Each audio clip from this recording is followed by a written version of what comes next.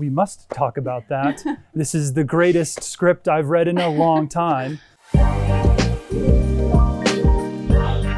I read this story when it came out. It was much discussed in my group of friends and kind of nationwide, worldwide. But I try to, I'm not like a big Twitter person. Like I don't get in fights on Twitter regularly. So I knew that they were happening, but I kept a bit of a distance.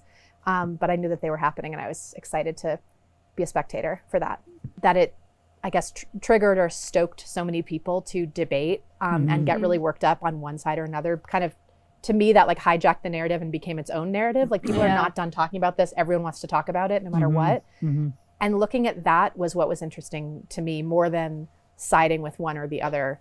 I mean, same. I was so excited to be a part of this. I mean, I read the short story late. I was late to the party.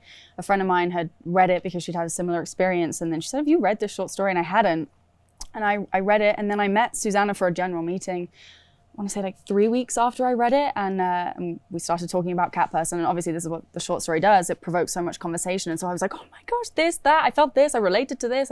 And then we just talked for a really long time about it. And yeah, I'm just so glad that I could be a part of it because it's such a special story. I mean, if something is provoking, if it provokes that strength of reaction, then it's like obviously hitting some kind of human nerve. Yeah, he's not necessarily likable, but I think he is relatable. He's a lonely, 30-something guy. It feels like he's kind of missed the boat. Like he's maybe dated a bit. To me, it felt like almost no experience in a relationship and almost no understanding of a woman and at the same time, an extreme desire to be with a woman. In seeing this concession stand girl every night, or 5 times a week, he was going to the movie theater.